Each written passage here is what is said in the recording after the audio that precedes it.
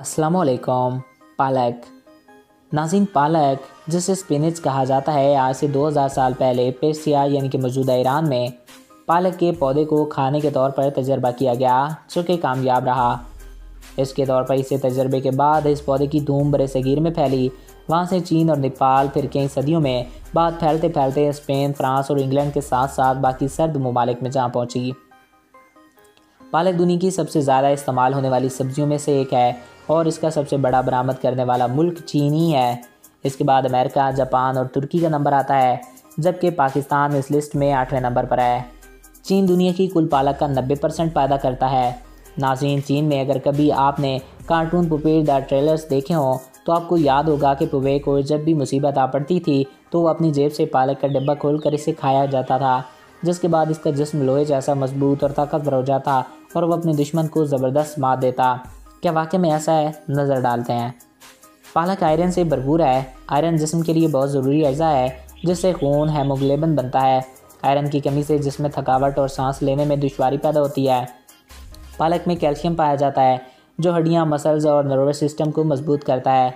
इसमें मैग्नीशियम मौजूद होता है, जो कि जिम करने वालों के स्टेमिना को बढ़ा देता है, डिप्रेशन कम करता है और ब्लड प्रेशर को कम करता है। इसमें पोटेशियम की मिकदार केले से भी ज़ायद होती है, जो आमतौर पर पोटेशियम की वजह से मशहूर है। पोटेशियम मसल्स और नर्वस सिस्टम को मजबूत करता है। इसमें विटामिन सी भी अच्छी मिकदार में मौजूद है, जो क़ुव्वत मुदाफ़त को मजबूत करता है। इसमें विटामिन के मौजूद है, जो कि ज़ख्म होने से खून निकलने पर खून को जमाता है और इस तरह जिस्म से खून ज़ाया होने से बचता है। इनमें कैरोटीनॉइड्स होते हैं, जो नज़र में रोशनी जज्ब करने की सलाहियत को बेहतर करने के लिए तेज़ करता है।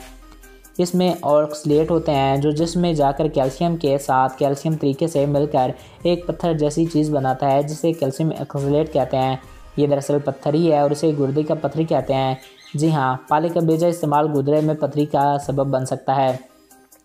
तब ऑक्सलेट कंपाउंड को दूर किया जा सकता है, वो ऐसे कि पालक को धोकर अच्छी तरह इसे पानी में उबालें और 2 से 3 बार पानी तब्दील करें, बल्कि अगर बारीक काट कर उबालें तो ज़्यादा बेहतर है। इस तरह कुछ दूसरी ग़िज़ाई अज़ा भी कम होंगे, लेकिन 90% ऑक्सलेट कम हो जाएगा। वो लोग जो दिल के मरीज़ हैं और खून पतला करने के लिए ब्लड थिनर अद्वियात इस्तेमाल करते हैं, पालक में विटामिन के होता है, जो खून जमाता है और इन अद्वियात का असर ज़ायल कर सकता है।